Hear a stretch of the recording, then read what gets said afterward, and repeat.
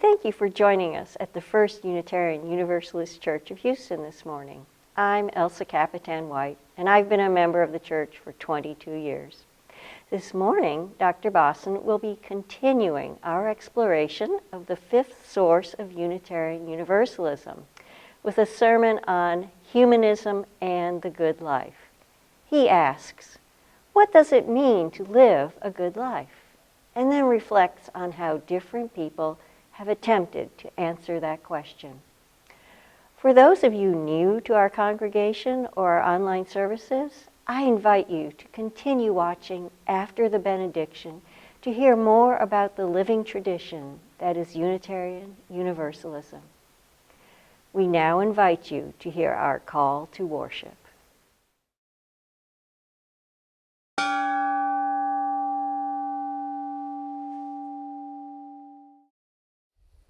Our call to worship this morning comes from Mark Bellatini. Stars of twilight, the gray clouds only hide you. They do not steal you away. You still burn there on the dark mantle of infinity. Regardless of how anything obscures you, you are neither impatient nor resentful. You are just there, burning bright, that I might grow as faithful. Dreams of my mind, nothing can take you away. Dreams of children at play, dreams of lovers holding hands in the streets, dreams of friends embracing warmly, dreams of families round the world laughing at supper, and dreams of a good day's work and peaceful rest. You continue to warn me, even when the nightmare of war chills my heart. You are there, O dreams, shining, warming, regardless of how anything obscures you. You are neither invalidated nor discountable. You are just there, burning bright, that I might be illumined. Hearing these words, come, friends, let us worship together.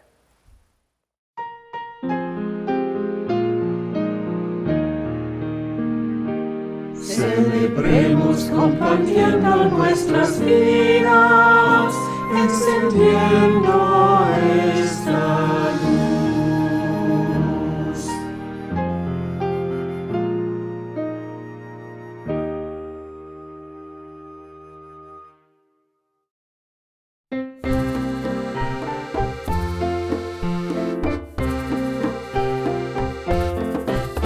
Amar es entregarse, olvidándose de sí, buscando lo que al otro pueda hacerle feliz, buscando lo que al otro pueda hacerle feliz. Qué lindo es vivir para amar, qué grande es tener para dar alegría, felicidad, darse uno mismo, eso es amar.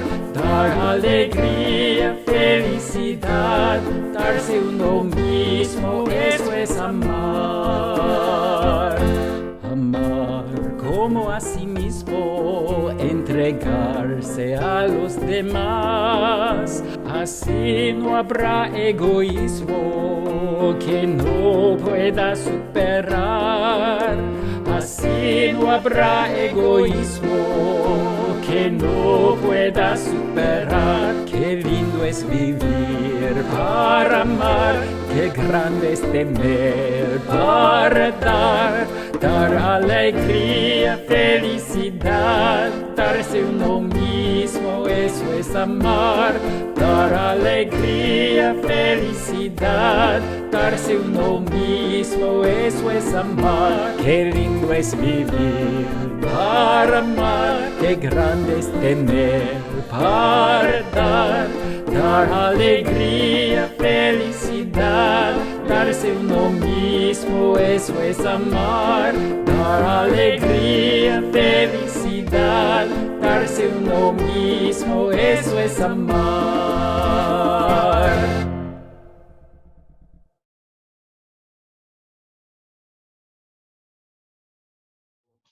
This year we have been exploring the 6 sources of Unitarian Universalist faith, We have explored direct experience, the words and deeds of prophetic people, wisdom from the world religions, Jewish and Christian teachings, and now humanism.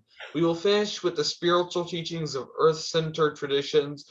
For our big idea this morning, we want to share with you the 5 tenets of humanism.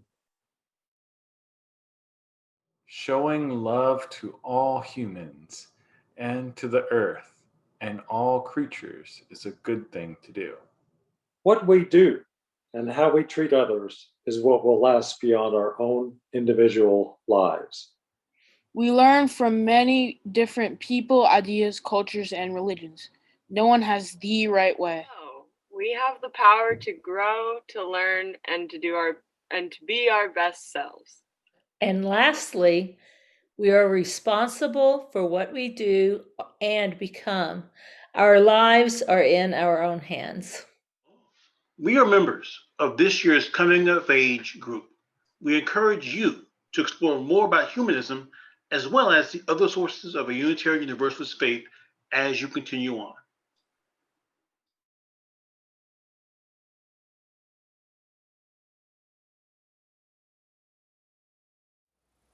Please join with me in the spirit that some call meditation and others name prayer. Make yourself comfortable. Relax. Take one deep breath and then another. Open your mind. Open your heart. Spirit of life and love, God of many names and mystery beyond all our naming. During a very contentious time in our state and in the world, remind us of the words of mystic Thomas Merton. Our job is to love others without stopping to inquire whether or not they are worthy. That is not our business, and in fact, is nobody's business. What we are asked to do is to love. And this love itself will render both ourselves and our neighbors worthy. But instead of loving, too often not only do we inquire if others are worthy, we sometimes insist that they are not. Instead of acknowledging our common humanity, many of us too often look for any and all differences and magnify those and imagine them to connote our superiority or their subservience and inferiority. Spirit of life, we know we never look into the eyes of someone you do not love. Give us the wisdom and humility to look into their eyes and love them too. Tomorrow is the International Day against homophobia, transphobia, and biphobia, billed as a worldwide celebration of sexual and gender diversities. Nevertheless, the Texas legislature is considering bills that would ban gender-affirming health care for transgender children and would punish physicians who provide it, despite being considered best practices by several major medical associations. Spirit of life, give us the strength to advocate for ourselves and others who are singled out for unloving cruelty by those in power. Help us to remember that through our principles, we are guided to recognize the inherent worth and dignity of every person and to seek justice, equity, and compassion in all our relations. Yes, instead of loving, too often not only do we inquire if others are worthy, we sometimes insist that they are not. Too often, instead of approaching one another with love, compassion, and understanding to resolve conflict, we lash out with violence. Spirit of life, we know we never look into the eyes of someone you do not love. Give us the strength and compassion to never inflict violence upon any of these beloved. May we remember that violence not only kills and wounds, but it irrevocably harms us, even when we are not touched physically. when we cease to be disturbed by that violence. More than 130 people have been killed and nearly 1,000 wounded in ongoing and escalating violence in Israel and the Palestinian territories of Gaza and the West Bank. May these leaders of these peoples see the devastation that violence has wrought, and may they work to become examples of how to coexist successfully and peacefully as neighbors. Spirit of life, give us the strength to advocate for the peaceful settlement of differences, and for those harmed by violence here and throughout the world. Help us to remember that through our principles, we are guided to work toward the goal of world community with peace, liberty, and justice for all, and to seek justice, equity, and compassion in all our relations. With so much in the world to wrest our focus from what is important, remind us of further words of mystic Thomas Merton. The beginning of love is the will to let those we love be perfectly themselves, the resolution not to twist them to fit our own image. If, in loving them, we do not love what they are, but only their potential likeness to ourselves, then we do not love them. We only love the reflection of ourselves we find in them.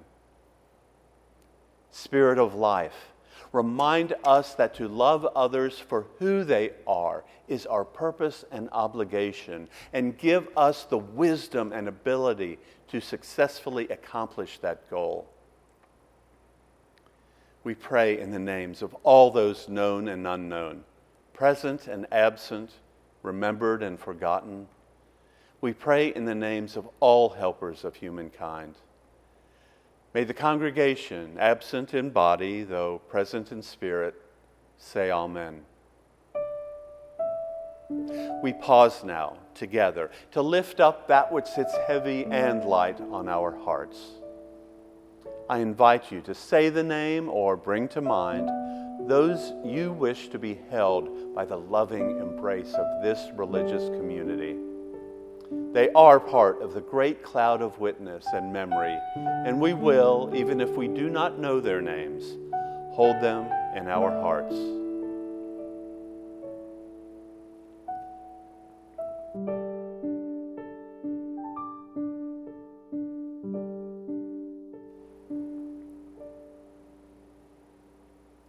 In this great cloud of witness and memory, amid this beloved community, we hear these names and hold them in our hearts. Let us remember the suffering and joy amid and among our community that we do not know.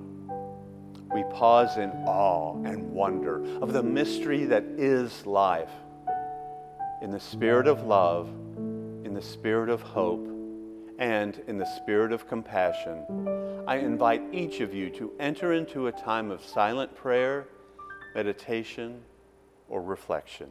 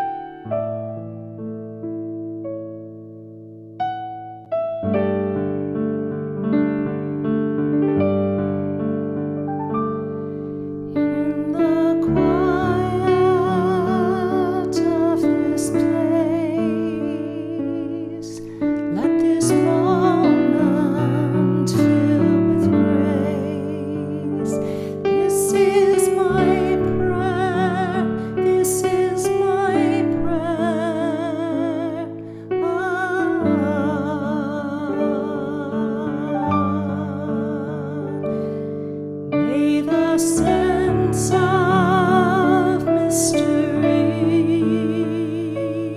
Guide us through our journey. This is my prayer. This is my prayer.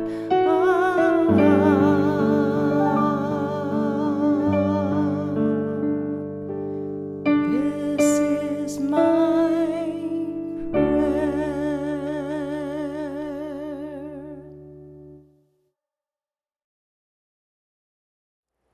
Before I tell you about this morning's shared offering recipient, allow me to remind you that the church's fiscal year will soon draw to a close.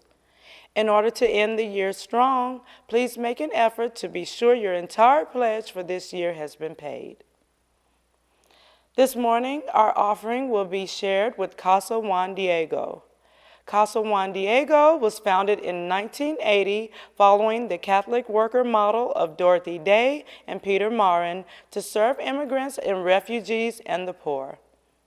From one small house, it has grown to 10 houses. Casa Juan Diego publishes a newspaper, the Houston Catholic Worker, 4 times a year to share the values of the Catholic worker movement and the stories of the immigrants and refugees uprooted by the realities of the global economy. Our regular Sunday morning offering collection invites us to weave a tapestry of love and action. We ask you to give generously, and offering will now be gratefully received.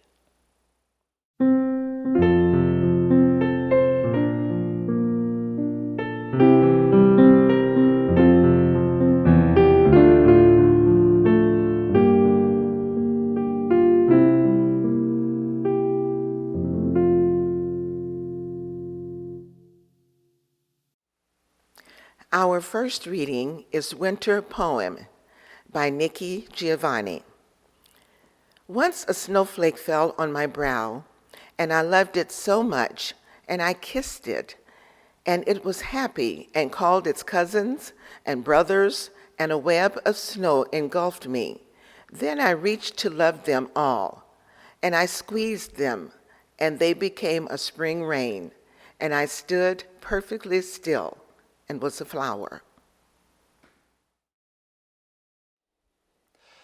Our second reading is Tu Wei Pa, a Retired Scholar, by De Fu. The lives of many men are shorter than the years since we have seen each other. Aldebaran and Antares move as we have. And now, what night is this? We sit here together in the candlelight. How much longer will our prime last? Our temples are already gray. I visit my old friends. Half of them have become ghosts. Fear and sorrow choke me and burn my bowels. I never dreamed I would come this way after 20 years, a wayfarer to your parlor. When we parted years ago, you were unmarried. Now, you have a row of boys and girls who smile and ask me about my travels. How have I reached this time and place? Before I can come to the end of an endless tale, the children have brought out the wine. We go out in the night and cut young onions in the rainy darkness. We eat them with hot, steaming yellow millet. You say, it is sad meeting each other again. We drink 10 toasts rapidly from the rhinoceros horn cups. 10 cups, and still we are not drunk. We still love each other as we did when we were schoolboys. Tomorrow morning, mountain peaks will come between us, and with them, the endless, oblivious business of the world.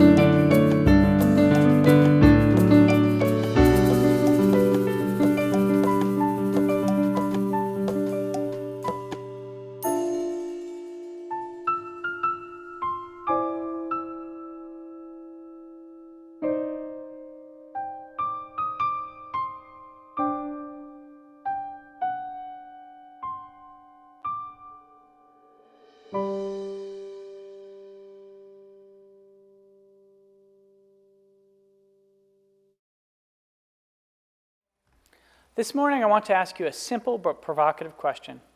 What does it mean to lead a good life? It is a question that has provoked humans since at least as long as we have had language. Today, I would like to explore it through the lens of humanism.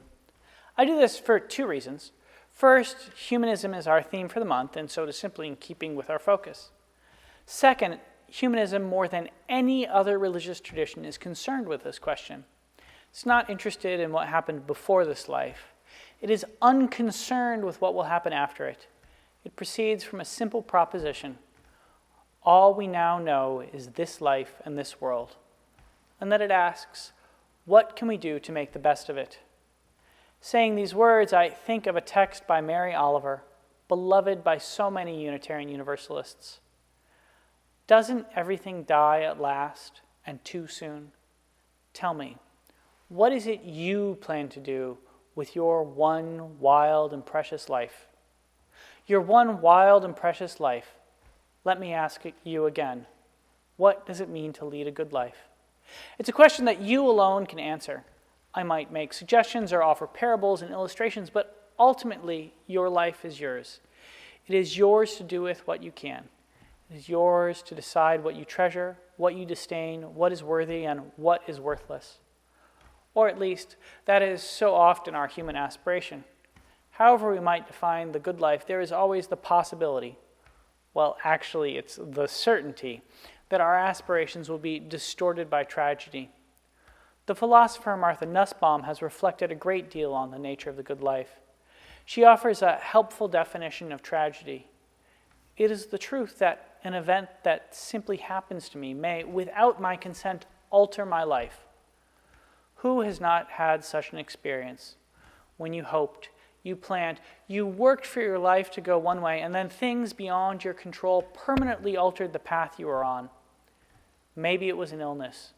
We are in the midst of a pandemic, or a lost job, or an act of violence, or an automobile accident, or tragedy. Tragedy, its ever-presence always flavors our question. What does it mean to lead a good life? We must discern how to pursue the good life, even as we live with the constant chance that something might permanently upset, disrupt, or even destroy the good life we aspire to. In our discernment, one further question we might ask, is it possible to protect the good life from tragedy, or are we always bound to be prisoners of the whims of fate? The ancient Greeks, Nussbaum has written, aspired to make the goodness of a good life safe from luck. Luck, she points out incidentally, is not all that different from tragedy. In her words, what happens to a person by luck will be not just what does not happen through their own agency, what just happens as opposed to what they do or make. The good life. What is it? For you? For me? Nikki Giovanni's winter poem offers one way I like to think of it, the experience of being fully present to the beauty that surrounds us, aware of the moment we are in, attuned to flowers and rain and snowflakes.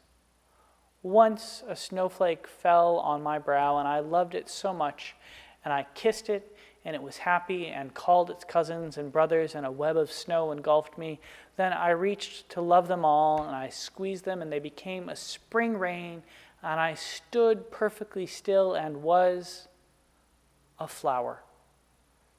These are words that do not concern themselves with the passing of time or happenstance or luck. They are words instead that call us to attend to the moment. The good life offered in them is not a life where we worry about tragedy. It is a life where we savor the web of beauty. That beauty is ephemeral. It is here. It is gone. It is a snowflake. It is a drop of water. It is a flower. But while it is with us, we have the good life.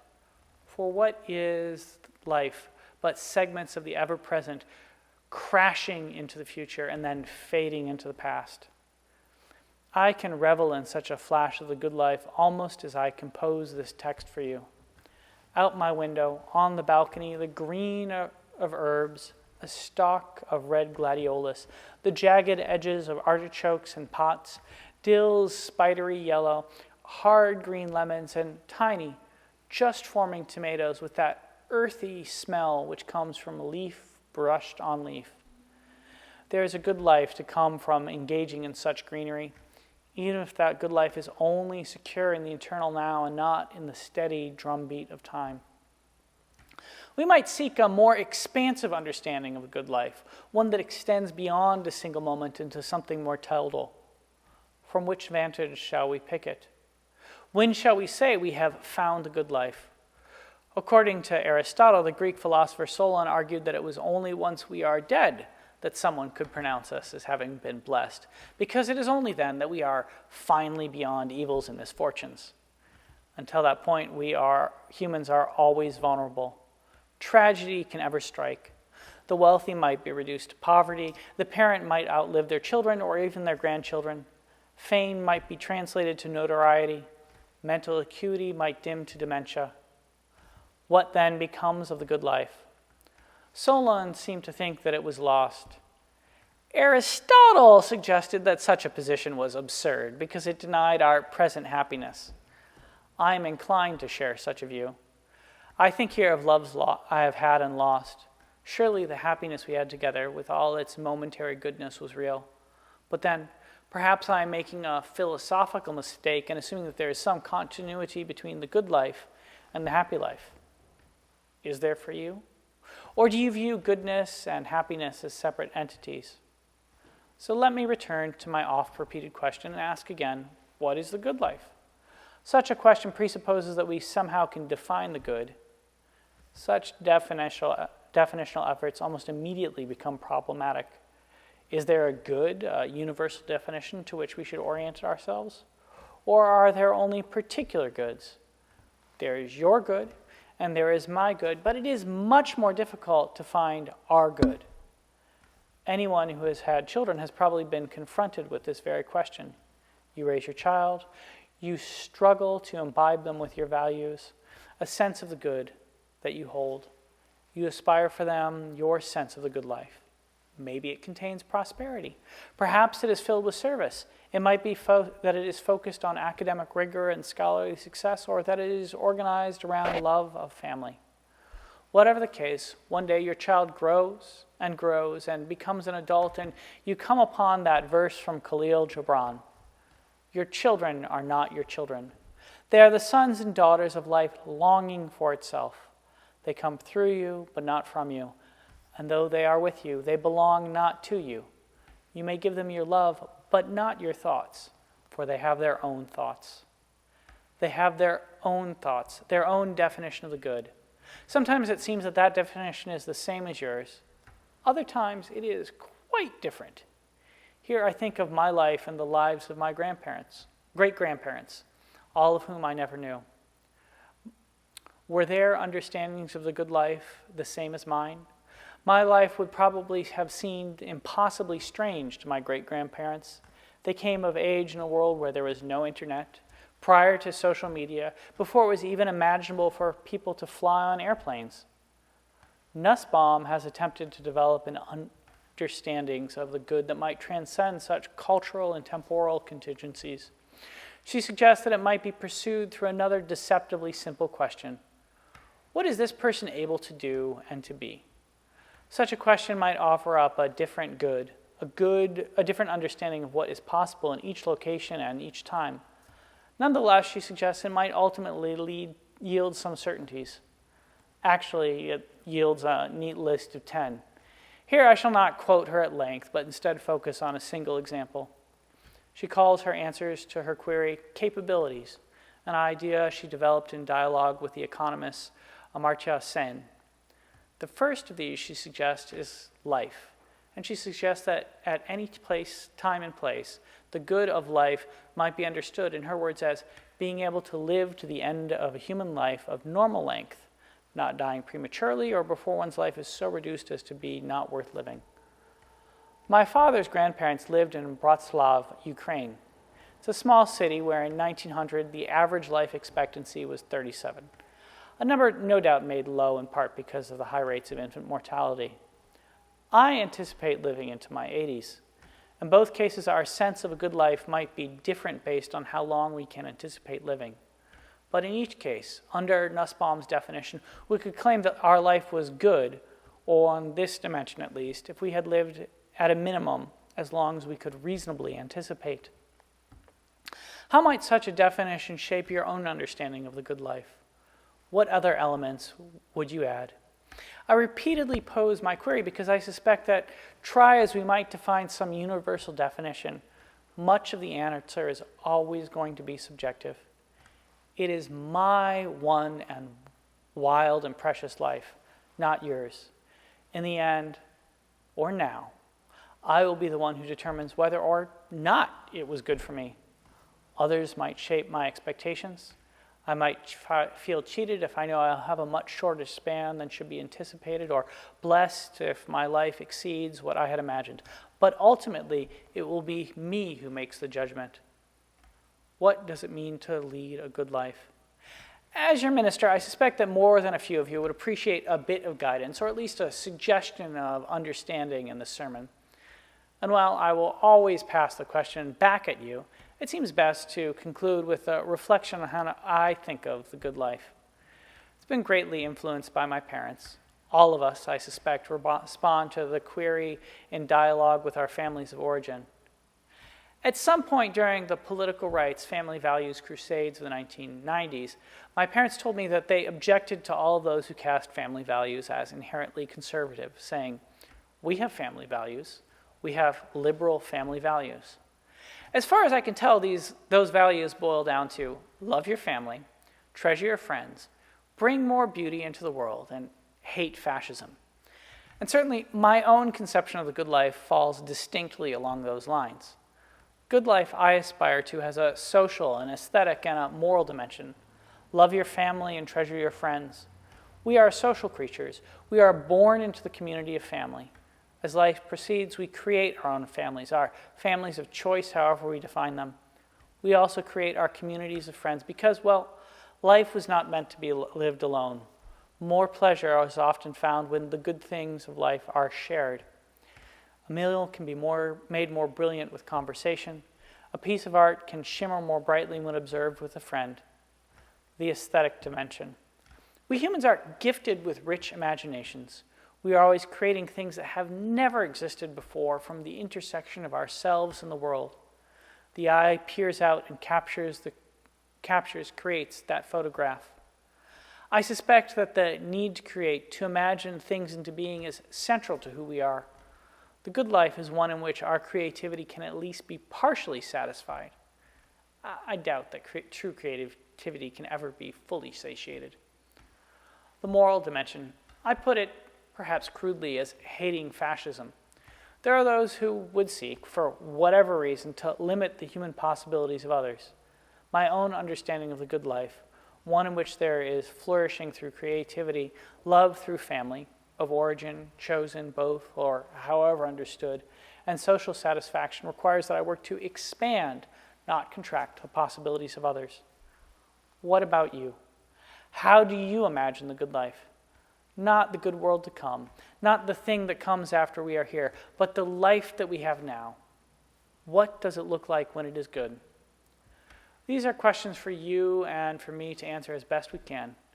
And here at the close, I suggest, as I've implied all along, it is sometimes easier to answer them with the guidance of others. For my part, I have long turned to the poet Dofu. He lived long ago in China. He spent much of his last years wandering as the country was wrought in turmoil. And yet, at such a time, he wrote some of the wisest poems I have encountered. I first read them more than 2 decades ago. They have accompanied me ever since. The soft beauty of his words, plain and simple like the joy of ordinary things and old friendships, brings me great comfort and appreciation for how the good life can be attainable. We go out in the night and cut young onions in the rainy darkness. We eat them with hot, steaming yellow millet. What does it mean to lead a good life? Tell me, what is it you plan to do with your one wild and precious life? May we each answer the question as wisely as we can. Amen, and blessed be.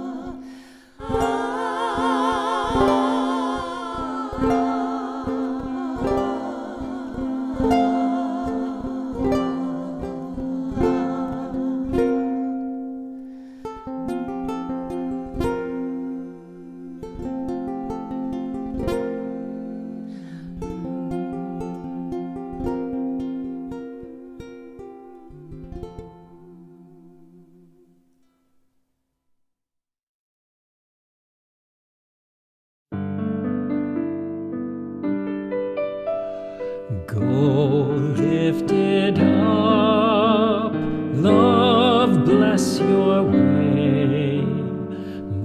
Moonlight, starlight, guide your journey into peace and the brightness of day.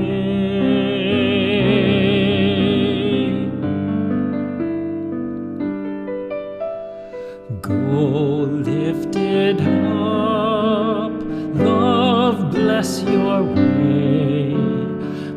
Moonlight, starlight, guide your journey into peace and the brightness of day.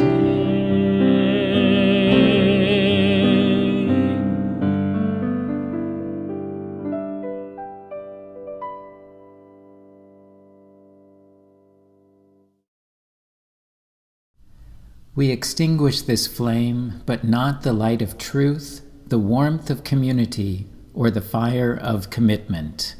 These we carry in our hearts until we are together again.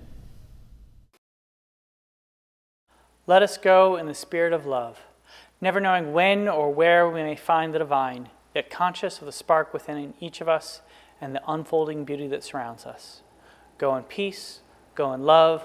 May our lives be a blessing. Amen. Please join us in thanking Georgette Dredge and staff members Christian Holmes and Tawana Grice. Music director Mark Vogel was joined by Carol Burris. For those of you who may be new to this congregation or the online services, let us say a few words about Unitarian Universalism. Unitarian Universalism is a faith where you can bring your whole self, your full identity, your questioning mind, your expansive heart. As Unitarian Universalists, we join together on a journey that honors everywhere we've been before. Together, we create a force more powerful than one person or one belief system. Our beliefs are diverse and inclusive. Rather than a creed, we share a covenant based on a set of 7 principles. These include the free and responsible search for truth and meaning, the inherent worth and dignity of every person, and the knowledge that we are part of an interconnected web of all existence that calls us to honor the earth and all creatures. Thank you for being with us today.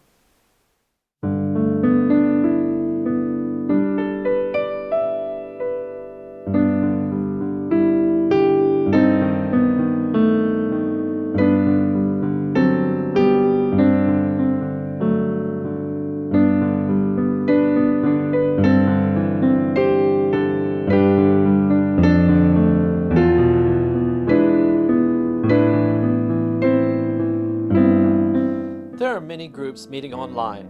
Please go to firstuuhouston.org to check them all out. Here are just a few highlights.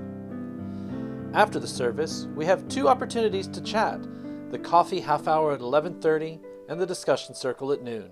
In the latter, John will be asking, what are honor cultures and how do they relate to risk-taking and or violent behavior?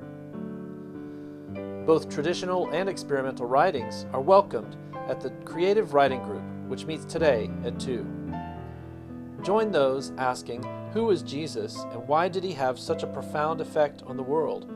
The UU Bible Study of the Gospels is Wednesday at 7. Musicians can pick and strum along with the string band Thursday at 7. And young adults have a great place for support, sharing, and conversation Friday at 3. Many of the topics for upcoming discussion groups are on our website, firstuuhouston.org/online-group-meetings. Visit there for more details and to sign up. And remember, all times shown are Central Daylight Time.